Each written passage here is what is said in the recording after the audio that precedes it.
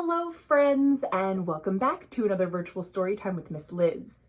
We're continuing our Women's History Month books today with a book about one of my favorite environmentalists, primatologists, and humanitarians, Dr. Jane Goodall.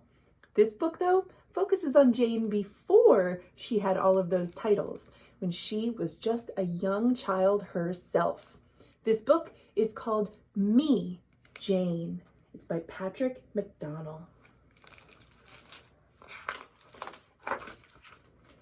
And here is a real picture of young Jane Goodall with one of her favorite toys, and we're going to learn more about that. Jane had a stuffed chimpanzee named Jubilee. She cherished Jubilee and took him everywhere she went. And Jane loved to be outside. She watched birds making their nests, spiders spinning their webs, and squirrels chasing one another up and down trees. I love to be outside too because watching animals and the environment around me makes me happy. Jane learned all that she could about the animals and plants she studied in her backyard and read about in books. Here she is, painting and learning. Wow, these are just a few of the things she might have been looking at. One day, curious Jane wondered where eggs came from. Do you know where eggs come from? She and Jubilee snuck into Grandma Nut's chicken coop, hid behind some straw, and they stayed very still and observed the miracle. As you might know, eggs, at least chicken eggs, come from chickens. It was a magical world full of joy and wonder, and Jane felt very much a part of it. And you see those eggs turned into baby chicks. Jane often climbed her favorite tree, which she named Beech. I bet it was a beech tree. She would lay her cheek against its trunk and seem to feel the sap flowing beneath its bark. Jane could feel her own heart beating, beating, beating.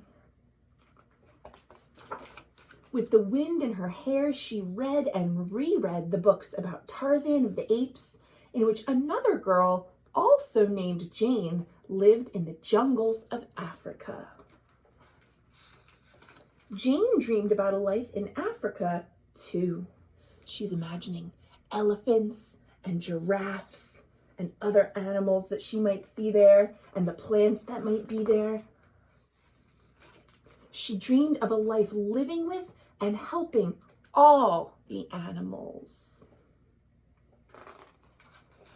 At night, Jane would tuck Jubilee into bed and say her prayers, and she'd fall asleep to awake one day, and you see she's a lot older now, awake to her dream come true.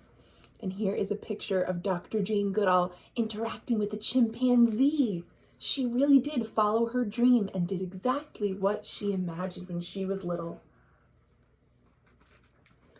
And that is the end of the story. Though if you check out this book, you can read a little bit more about Jane and read a message from Jane herself. We're going to read it together now.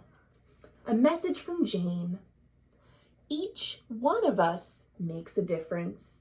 We cannot live through a single day without making an impact on the world around us. And we have a choice as to what sort of difference we make. The life of each one of us matters in the scheme of things. And I encourage everyone, especially young people like you, to make the world a better place for people, animals, and the environment. Children are motivated when they can see the positive results their hard work can have. As I travel, I meet hundreds of Roots and Shoots groups. They are always eager to tell Dr. Jane what they've been doing and how they are making a difference in their communities. Whether they've done something simple, like recycling or collecting trash, or something that requires a great deal of effort, like restoring a wetland or raising money for street children or a local dog shelter, they are a continual source of inspiration for me and for other children around the world. I invite you to get involved. Jane. And that, my friends, is the end.